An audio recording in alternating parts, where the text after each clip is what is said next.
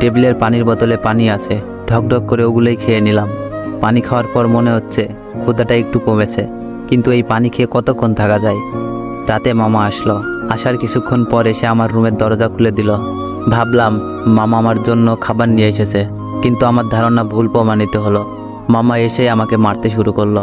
সারাদিন না খেয়ে আসি, কিছুক্ষণ মার খাওয়ার পর অজ্ঞান হয়ে যায়। মুখের ওপর গরম কিছু অনুভব করলাম। চোখ খুলেই দেখি সকাল হয়ে গেছে। সূর্যের আলো জানালা দিয়ে এসে আমার মুখের ওপর পড়েছে। সারা শরীর ব্যথায় জমে আছে, তারপরও কষ্ট করে উঠলাম।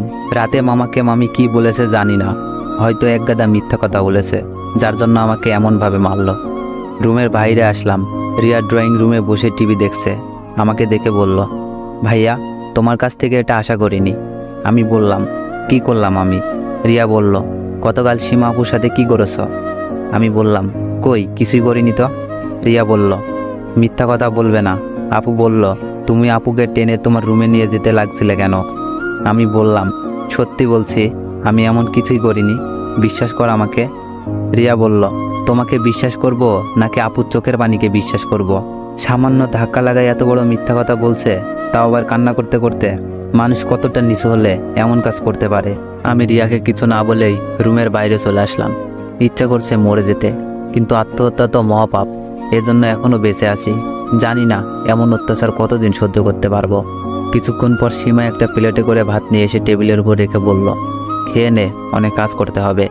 আমি বললাম, আমি আপনার কি ক্ষতি করেছিলাম যার জন্য আমাকে এমন শাস্তি দিলেন? সীমা বলল, তোকে আমার দুই চোখে দেখতে ইচ্ছা করে না, এর জন্য মার খাওয়াইছি। এখন তোকে যা বলবো তাই শুনবি, না হলে এর চেয়ে ভয়ানক কিছু হবে। আমি কিছু না বলেই তাড়াতাড়ি খাওয়া শুরু করলাম। খাওয়া শেষ করে প্লেট ধুয়ে রেখে আসি। এভাবে দিন কাটতে লাগলো।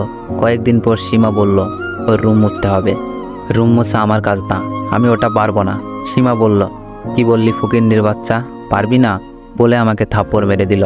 আমার রাগ হয়ে গেল, দিলাম কষে কয়েকটা থাপ্পড়। অন্যকে মারার সময় খুব মজা লাগে, তাই না?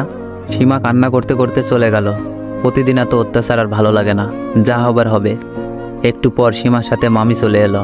এসেই কোনো কথা না বলেই ঠাস ঠাস করে থাপ্পড় মেরে দিল। আমার বোনের মেয়ের শরীরে হাত দেওয়ার মজা তোকে কড়াই গন্ডায় বোঝাবো। সীমা বলল, খালামণি, এই লুচ্চাটা আমাকে একা পেয়ে জড়িয়ে ধরছিল। আমি ছাড়ার চেষ্টা করছি, কিন্তু আমাকে থাপ্পড় মারছে। আর দেখো, আমার জামার হাতাও ছিঁড়ে দিয়েছে। আমি তাকিয়ে দেখি ওর সত্যি সত্যি ওর জামার হাতা ছেঁড়া। কিন্তু আমি এই কাজ কখন করলাম? আমি তো শুধু শুধু থাপ্পড় মেরেছি। মামি বলল, আজ এই বাসায় এই শয়তানটা থাকবে, না হয় আমি থাকবো। তোর খালু আসলে এর বিচার হবে। মামি সীমার সাথে চলে গেল। যাওয়ার সময় সীমা আমাকে মুখ ভেঙচি দিয়ে গেল।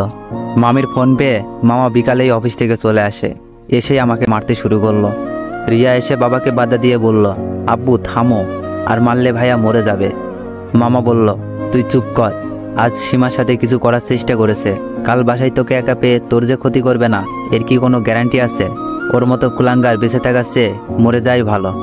মারের চোটে চোখ দিয়ে পানি গড়িয়ে পড়ছে, কিন্তু গলা দিয়ে কোনো আওয়াজ বের হচ্ছে না।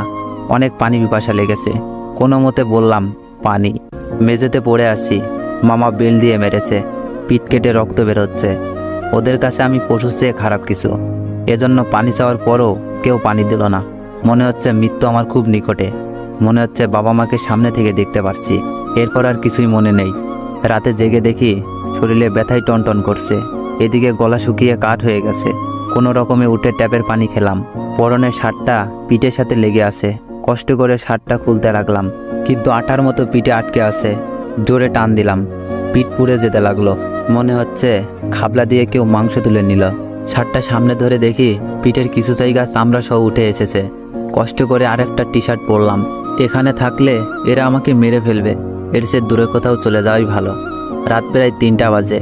আমি সব কিছু গুছিয়ে নিলাম। টিউশনি করিয়ে কিছু টাকা জমিয়েছিলাম, গুনে দেখি 1000-5 মতো। আর মামার দেওয়া একটা ফোন আছে। না, এই ফোন নিয়ে যাওয়া যাবে না। ফোনটা টেবিলের উপরে রাখলাম।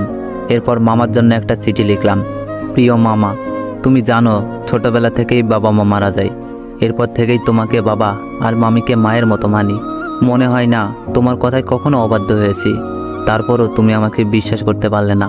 বিশ্বাস কাচের মতো, কারোর উপর একবার বিশ্বাস ভেঙে গেলে তাকে আর বিশ্বাস করা যায় না। জানি না কি জন্য সেদিনের অ্যাক্সিডেন্টে আমি মারা গিয়েছিলাম না। মরলে আজকে এই দিন দেখতে হতো না। তোমার মারের চেয়ে কথার আঘাতগুলো বেশি লেগেছে। একদিন ঠিকই বুঝবে ভুলটা কার ছিল, আর সেদিন তুমি আমাকে খুঁজবে কিন্তু পাবে না। মনে করতাম মা বাবা নেই তো কি হয়েছে, তোমরা তো আছো, কিন্তু উপরওয়ালা সবার ইচ্ছা পূরণ করে না। আমার তো মনেই ছিল না আমি এতিম, এতিমের কেউ থাকে না। শুধু শুধু মায়া বাড়াইছি, কাউকে কোনো অভিশাপ দিব না, এটা আমার কপালে আছে। যাই হোক, মামি আর আমার ছোট বোনটার খেয়াল রেখো। কথা দিলাম আজকের পরেই কুলাঙ্গারকে তোমরা সামনে দেখবে না। চিঠিটা ভাঁজ করে ফোনের নিচে রেখে দিলাম। এরপর ব্যাগ কাঁধে নিয়ে বাসা থেকে বের হয়ে আসলাম। এখন আমি যাব কোথায়? এই দুনিয়ায় আমি একা। এই রাজশাহী শহরটা আমার কাছে বিষাক্ত মনে হচ্ছে। এখানে থাকলে হয়তো অল্প দিনের ভেতরেই মারা যাব। এখান থেকে দূরে কোথাও চলে যেতে হবে, যেখানে আমাকে কেউ চিনবে না।